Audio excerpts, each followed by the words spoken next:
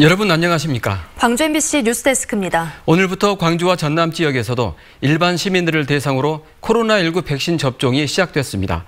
광주에선 서구와 남구에서 먼저 시작됐고 동구와 북구 광산은 이달 중순부터나 접종이 이루어질 것으로 보입니다. 다만 정부의 백신 공급 일정이 불확실해서 안정적으로 접종이 이루어질지는 좀 더 지켜봐야겠습니다. 보도에 김철원 기자입니다. 휠체어를 탄 노인과 백발의 고령자들이 예방접종센터로 조심조심 발걸음을 뗍니다. 일반인 코로나 접종이 시작되면서 75세 이상 노인들이 화이자 백신을 맞으러 온 겁니다. 하루를 저희가 다 몰려요. 백신을 맞아도 되는 것인지 두려움과 기대 속에 시작된 접종은 대체로 큰 탈 없이 순조로웠습니다. 마음으로는 걱정을 했는데 맞고 나니까 기분이 더 좋고 너무 감사하고. 광주 5개 자치구 가운데 초저온 시스템이 완비된 서구와 남구 접종센터에서 각각 600명에서 400명씩 모두 1000명이 접종을 마쳤습니다. 오늘 화이자 백신을 접종한 75세 이상 고령자들은 3주 뒤인 4월 21일부터 화이자 백신 2차 접종을 시작할 예정입니다. 광주시는 동구와 북구, 광산구의 접종센터는 4월 15일 이후 차례로 개소한다며 이 지역 주민들의 이해를 당부했습니다. 광주시 방역당국의 고민은 화이자 백신의 수급 상황입니다. 질병관리청에서 화이자 백신 물량을 언제 내려보내줄지 확실한 일정을 알려주지 않고 있기 때문인데 1차 공급된 4,680명분의 접종이 끝나는 4월 9일 이후 접종 대책을 놓고 부심하고 있습니다. 세부적인 배정 방식은 그 주마다 저희들에게 알려질 예정입니다. 그래서 그 주마다 백신이 수급되는 대로 우리 함께 그 시민들께 공유하도록 하겠습니다. 광주시는 다음 달부터는 65세 이상 어르신들을 대상으로 아스트라제네카 백신을, 6월부터는 경찰과 소방관 등 사회 필수 인력들을 대상으로 아스트라제네카 백신 접종을 계획하고 있습니다. MBC 뉴스 김철원입니다. 광주시가 평동준공업 지역 개발의 핵심으로 추진 중인 한류문화 콘텐츠 사업의 특혜 의혹, 오늘 또 추가 보도 이어갑니다. 광주시는 우선협상 대상에 포함된 스카이11 대표와 사업자 공모 훨씬 전부터 긴밀하게 사업을 논의해온 것으로 광주 MBC 취재 결과 확인됐습니다. 사업자를 이미 정해놓은 상태에서 형식적으로 공모 절차를 거친 것은 아닌지 의심이 가는 대목입니다. 우정훈 기자가 취재했습니다. 광주 평동준공업지구 개발 사업의 우선협상 대상자인 현대엔지니어링 컨소시엄에서 스카이11이 맡고 있는 역할은 한류문화 콘텐츠 공급입니다. 스카이11은 국내 대표적 아이돌을 배출한 SM엔터테인먼트와 특수한 관계를 강조하며 지난 3월 우선협상 대상자 지위를 얻는 데 성공했습니다. 그런데 이 스카이11의 대표는 2년 전부터 광주시 관계자와 긴밀한 관계를 맺어왔습니다. 평동 사업을 추진하고 있는 광주시 투자유치과 공무원이 지난 2019년 5월 작성한 출장 보고서입니다. 평동 준공업 지역 주민들 민원 처리를 위해 문화 관계자를 만났다고 돼 있는데 면담자가 바로 스카이11의 대표 이모 씨입니다. 당시 공무원과의 만남에서 이 씨는 SM엔터테인먼트 이수만 회장과 사업에 관해 의견을 교환하고 있다고 말했습니다. 담당 공무원은 3차례 출장해서 이 씨를 만나 문화 사업을 구상했고 이를 통해 한류문화 콘텐츠 시설과 관련한 내용은 보다 확장됐습니다. SM엔터테인먼트의 투자를 이끌기 위해 관계를 유지했습니다. 특정 업체나 인물에 대한 특혜는 아닙니다. 광주시 공무원과 이 씨의 만남은 국토부 투자선도지구 사업계획서를 통해 구체화됐습니다. 지난해 4월 작성한 사업계획서에는 아파트 건립 외에도 한류 스타들을 위한 대규모 공연장 건립 등이 포함되어 있습니다. 국토부 공모에는 탈락한 이 사업. 그런데 광주시가 민간 공모 사업으로 성격을 바꾸고 올해 초 다시 진행한 사업에 이 씨의 이름이 또다시 등장했습니다. 이번에는 스카이11이라는 법인을 세우고 다른 건설사들과 함께 컨소시엄을 만들어 응모한 겁니다. 공모에 응모한 컨소시엄은 단 하나였고 지난 3월 평가위원회 평가를 무난히 통과했습니다. 저희 지침상 지금 800점 이상으로 통과하게 돼 있고요. 842.13. 광주를 한류문화 콘텐츠 산업의 기지로 만들겠다고 한 2019년 5월의 구상이 2년을 거치면서 현실로 나타난 겁니다. 시에서는 이건 완전히 끝난 별개 사업이라고 판단하고 있는데 저는 큰 흐름상 저는 크게 별개가 아니다 이렇게 이제 봐지는 겁니다. 스카이11의 이모 대표는 광주시의 시종일관 SM엔터테인먼트와 특별한 관계를 강조했지만 SM 측은 취재진에게 이 씨는 SM엔터테인먼트의 경영진의 사업을 보고 할 위치에 있지 않다며 관련성을 거듭 부인했습니다.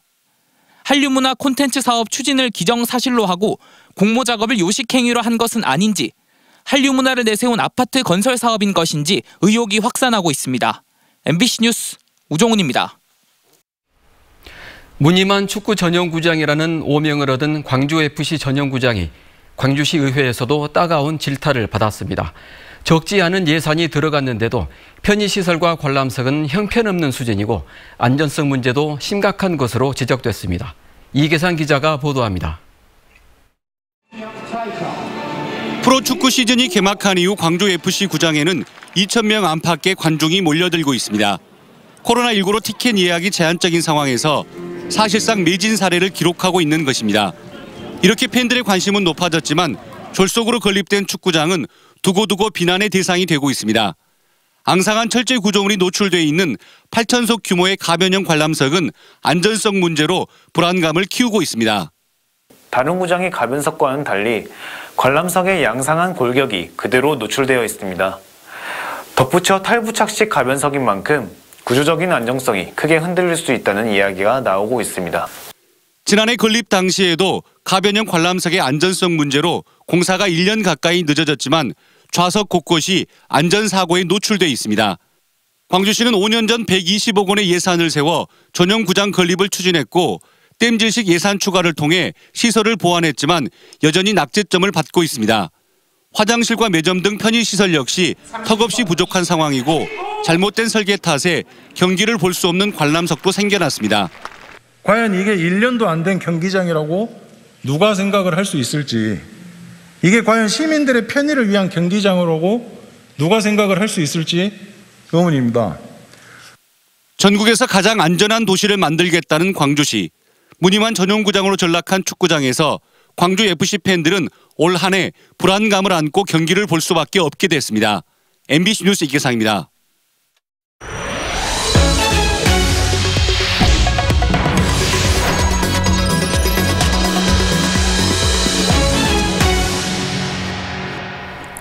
이번 주말 프로야구 개막을 앞두고 기아 타이거즈 윌리엄스 감독과 선수들이 올 시즌 포부를 밝혔습니다.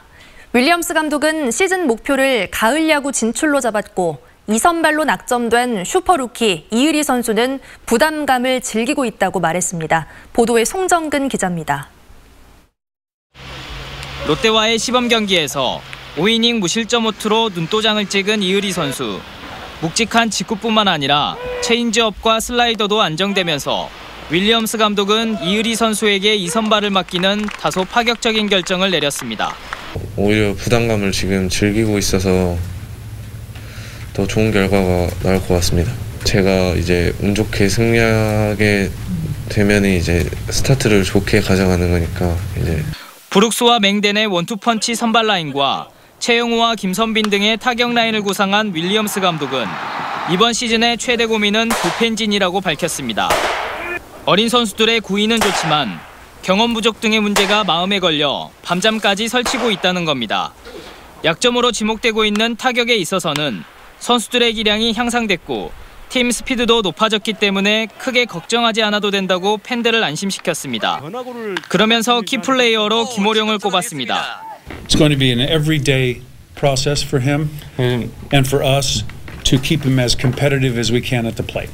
투타 구성을 어느 정도 마무리한 윌리엄스 감독은 포스트 시즌 진출이 이번 시즌 목표라고 밝혔습니다. 양현종 선수의 미국 진출로 전력 누수가 생긴 상태에서 외부 보강 없이 2021년을 맞게 된 기아 타이거즈는 이번 주 토요일 잠실구장에서 두산과 개막전을 치를 예정입니다. MBC 뉴스 송정근입니다. 제13회 광주 비엔날레가 개막해 오늘부터 관람이 시작됐습니다. 지성의 확장과 연대를 모색하는 이번 광주 비엔날레는 비엔날레 전시관과 국립광주박물관 등에서 주제 전시가 열리고 옛 국군 광주병원과 아시아문화전당 등에도 5.18 기념전 등 다양한 전시가 마련돼 있습니다. 코로나19 방역 때문에 관람객 수가 제한되고 일부 전시관은 사전 예약제로 운영됩니다. 스마트폰 어플리케이션 큐피컬을 통해 작품 해설을 들을 수 있고 전시장에 가지 않더라도 홈페이지와 유튜브를 통해 작품을 감상할 수 있습니다. 세계적인 설치 미술가이자 관계 미학의 선구자인 리암 길릭 개인전이 광주 시립미술관에서 선보이고 있습니다. 이번 전시에서 리암 길릭은 팬데믹 시대에 살아가는 사람들의 삶과 일이 결합하는 양상을 화려한 색채와 빛, 일상의 소품을 활용해 표현했습니다. 리암 길릭은 광주를 방문했을 때 받은 인상을 작품에 반영했다며 관람객들에게 흥미로운 경험이 되길 바란다고 말했습니다. 토종 돌고래인 상괭이가 그물에 걸려 죽는 일이 자주 발생하고 있는데요. 이 문제를 해결하기 위해 국립수산과학원이 일종의 탈출 장치를 만들어 어민들에게 보급하고 있습니다. 보도에 강서영 기자입니다. 여수시 돌산읍의 한 해안. 상괭이 사체 발견 신고를 받고 출동한 해경이 사체에 불법 포획 흔적이 없는지 확인하고 있습니다. 멸종위기 보호생물인 상괭이는 포획과 유통이 엄격히 금지돼 있기 때문입니다. 올해 여수에서 발견된 상괭이 사체는 8마리. 전국적으론 매년 1,200여 마리의 상괭이가 사체로 발견되고 있습니다. 상괭이의 주요 사망 원인은 혼획으로 꼽힙니다. 상괭이가 물고기와 함께 그물에 걸렸다가 수면으로 올라오지 못해 질식사하는 겁니다. 반복된 혼획으로 지난 20여 년 동안 개체수도 절반 가까이 줄어든 상황. 최근 국립수산과학원이 연구 개발한 상괭이 혼획 저감 장치가 업계 전반에 주목받고 있는 배경입니다. 해당 장치는 유도망과 탈출구로 구성돼 있는데 상괭이는 유도망에 따라 탈출하도록 하고 크기가 작은 물고기들은 유도망을 통과해 어구 끝에 모이도록 하는 원리입니다. 수산과학원은 장치 보급을 위해 장치 규격과 기준을 고시하는 등 관련 제도 정비에 나섰습니다.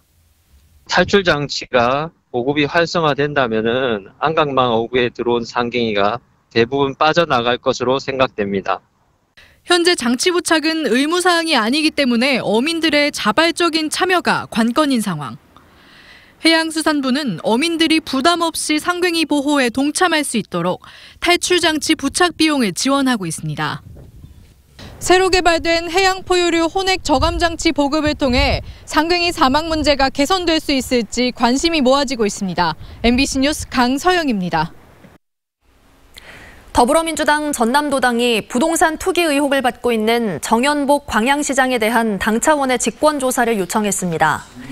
민주당 전남도당은 경찰 수사와 별도로 당 차원의 직권조사를 통해 혐의가 확인되면 정 시장에 대한 징계가 불가피하다고 밝혔습니다. 이와 함께 경기도 하남에 임야 쪼개기 매입을 한 사실이 밝혀져 부동산 투기 의혹이 제기된 박연숙 영광군 의원에 대해서도 윤리감찰단에 감찰을 건의했습니다. 제41주년 5.18 민중항쟁 기념행사위원회가 5월 시대와 눈 맞추다, 세대와 발 맞추다라는 슬로건을 발표하며 본격적인 활동에 들어갔습니다. 5.18 행사위는 41주년 행사는 5.18의 실체적 진실규명에 기여하는 내용을 첫 번째로 삼겠다며 코로나19 방역을 위해 집합 행사를 지양하고 디지털 시대에 맞는 형식을 활용할 것이라고 설명했습니다.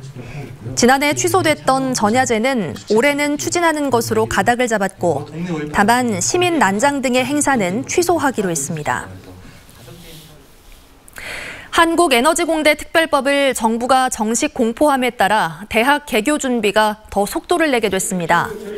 정부는 지난달 24일 국회에서 의결된 에너지공과대학교법을 법률 제17,982호로 공포했습니다. 에너지공대법이 실질적으로 효력을 발휘하기 위해서는 정부 시행령이 함께 제정돼야 하는데 정부는 어제 날짜로 시행령 제정을 위한 입법 예고를 마쳤습니다. 학교법인 한전공대는 시행령이 뒷받침되는 대로 정부와 지자체의 재정 지원이 가능한 특수법인으로 전환을 서두를 계획입니다. 산업통상자원부가 선정한 에너지 특화기업 62곳 가운데 나주와 장성 등 전남 지역 기업 30곳이 포함돼 전국에서 가장 많이 선정된 것으로 나타났습니다. 에너지 특화 기업으로 선정되면 지방세 감면과 함께 산업부 연구개발과제 주관기관으로 참여 시 가점 지원 등의 혜택을 받게 되고, 전라남도는 특화 기업으로 선정된 30곳과 융복합 단지를 활성화한다는 계획입니다. 광주 도시철도 2호선 공사로 시민들이 통행에 큰 불편을 겪고 있는 것으로 나타났습니다. 김학실 광주시의원은 시정질문에서 도시철도 2호선 1단계 공사에 착수한 지난 2019년 9월부터 최근까지 1년 6개월 동안 접수된 공사 관련 민원 143건을 분석한 결과 교통 관련 민원이 78건으로 절반을 차지했다고 말했습니다. 그러면서 월드컵 경기장과 남광주역, 법원 사거리 등 일부 구간은 두세 개 차로를 점유한 상태로 공사가 계속돼 차량 혼잡이 심각하다며 대책 마련을 주문했습니다. 광주시가 산정지구에 대한 공무원들의 부동산 투기 의혹을 밝히지 못했다고 밝힌 결과를 놓고 시민단체들이 반발하고 있습니다. 참여자치 21은 이번 광주시의 자체 조사는 소극 행정의 전형이라고 밝혔습니다.